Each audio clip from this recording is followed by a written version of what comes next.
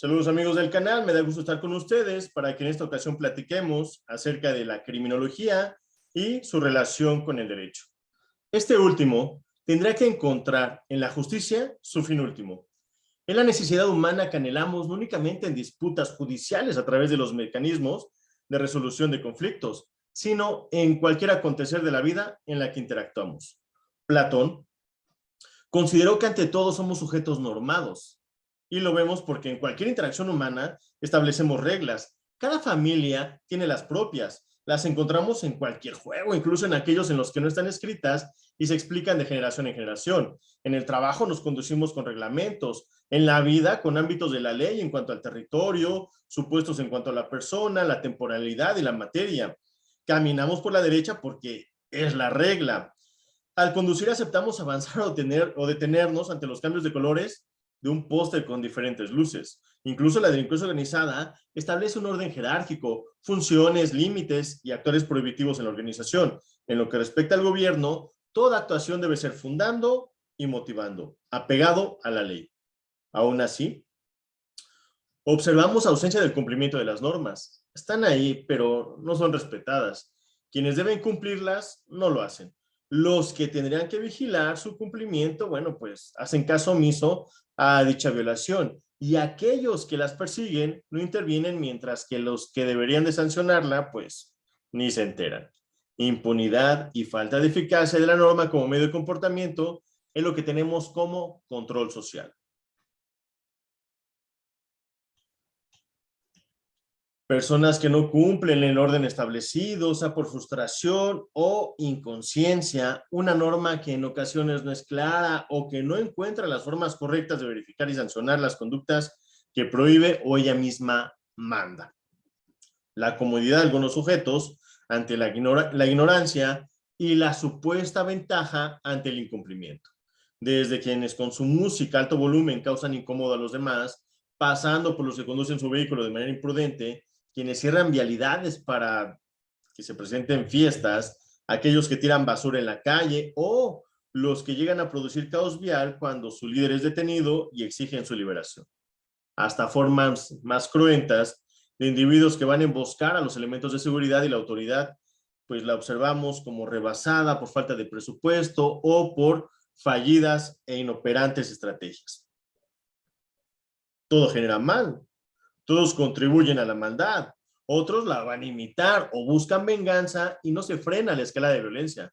Nos enteramos con frecuencia que se sobrepasan los índices delictivos en el comparativo con años anteriores. Se justifica entonces que el derecho sea un control social porque es lo que le conviene a la mayoría. Es la manera más organizada, estructurada y humana que hemos encontrado para poder estar en convivencia.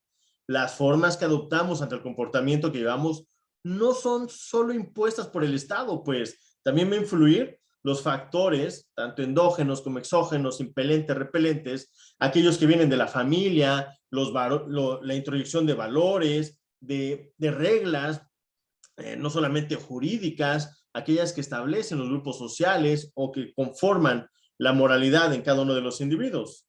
El funcionamiento de la culpa y otros mecanismos de control establecidos por el Estado, el derecho, nuestra conciencia y aquellos convencionalismos sociales que cada grupo va a adoptar.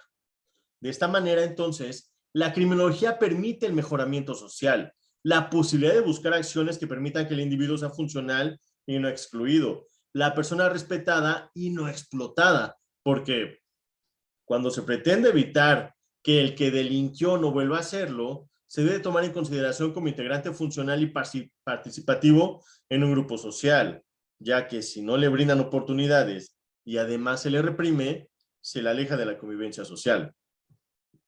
Esto resulta entonces el efecto contrario. Manzanera refiere, no siempre es adecuado reforzar o crear inhibidores, pues podemos lograr un efecto contrario al deseado. Mientras más violentamente es presionado el criminal, reacciona a su vez con mayor violencia y mientras es más violento, la reacción social es peor, llegándose a un mecanismo de retroalimentación y una escalada de violencia. ¿Quién no ha pasado por alguna calle o habita en alguna colonia en el que la reacción social lleva a los vecinos a colocar una manta señalando que si encuentran a alguien robando, lo van a linchar? Y en nuestro país, tristemente, si hay gente que considera que esto es hacer justicia, cuando en la mayoría de las ocasiones las personas que lincharon fueron inocentes. Bueno, eran inocentes.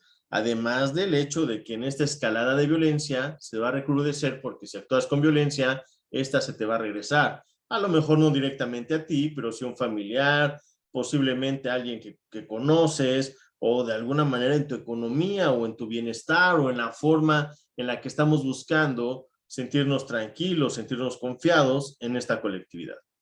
Quirós Cuarón refiere: la criminología tiene por objeto el estudio científico de la criminalidad, sus causas y medios para combatirla. Es así como los estudios de las investigaciones realizadas con los componentes mínimos de la criminología deberían ser materializados en la política criminológica para la correcta regulación de la conducta, sea ya para prevenir los delitos o, pues, ¿por qué no?, para reprimirlos. Entonces, la criminología suele ser confundida en ocasiones o se le dota de poderes que no le corresponden. Suele encasillarse también en delincuentes peligrosos, asesinos seriales, a pesar de su campo de acción, a pesar, perdón, que su campo de acción, pues, es mucho más amplio. Manzanera refiere también: no es pues la criminología el estudio de los criminales, tomando como criminal al asesino, sino que es el estudio de los criminales, tomando como tales a todos aquellos que cometen alguna conducta antisocial. Para combatir la delincuencia es importante entonces elegir el método que se usará con base al nivel de interpretación, sea el conductual, individual o la interpretación. Es decir, al crimen, al criminal o la criminalidad. Te comparto un video relacionado con este tema respecto a la criminalidad, otro respecto al criminal, y vamos a llenar esta tríada precisamente con estos contenidos que estamos platicando en este momento. Ahora, Manzanera también comenta que el crimen lo ve como la conducta antisocial propiamente dicha, siendo un episodio que tiene un principio, un desarrollo y un final. Criminal lo vamos a entender como el autor del crimen, es el sujeto individual, el actor principal de este drama antisocial. La criminalidad, el conjunto de las conductas antisociales que, que se producen, perdón, en un tiempo y en un lugar determinado. Concluyendo con estos alcances que hemos platicado respecto al derecho y a la criminología, normalmente se refiere que el derecho es un conjunto de normas. En realidad el derecho es un sistema y es un control social rígido porque habrá alguien con fuerza legítima que te puede obligar a que desplaces determinada conducta. Por supuesto, si en la vida tenemos estas opciones digamos, de hacer cosas buenas o malas, por supuesto, entendiendo estos conceptos totalmente sugestivos, pues al final del día la norma tendría la intención o tiene la intención de producir una conducta que vaya hacia el bien de dicha colectividad. Mientras que normalmente se utiliza el derecho como forma preventiva de la comisión de los delitos, observamos un derecho penal que se va a encargar de los efectos del delito, es decir, es la última ratio. Incluso si ya fracasaron otros derechos, tendríamos que utilizar el derecho penal. La criminología sí tendríamos que utilizarla como forma preventiva. ¿Para qué? Bueno, pues para identificar qué es lo que lo está produciendo y cómo combatirla. Pero no solamente desde el plano o el punto de las conductas antisociales, sino también al estudiar las conductas asociales, parasociales, sociales y, por supuesto, y a la par de las antisociales, las prosociales. Para concluir, todos tenemos un umbral delictivo. Cruzarlo dependerá de la manera en la que interactúan nuestras redes de contención para estructurar y darle sentido a las cosas. Presentar un valor a lo que se cree que se gana o pierde. Al dar, hacer o no hacer y la satisfacción mental, fisiológica o emocional de esos hechos. A su vez, la valoración de consecuencias al respecto, las representaciones mentales que tengamos sobre las acciones que no realizamos o las formas en las que actuamos cuando se nos presentan, van a variar nuestra conducta, cognición y emociones. Es decir, somos delincuentes en potencia, todos nos hemos portado mal de una forma o de otra, y cada quien en determinado asunto, grado de involucramiento o de laceración. Se espera entonces que la conducta del hombre en sociedad vea en el derecho un reglador a través de las leyes y normas impuestas por el Estado. Y esto con la intención de que, pues, de que por medio de las instituciones legitimadas, presente la observancia necesaria por parte de los obligados para que no se presente un desequilibrio social.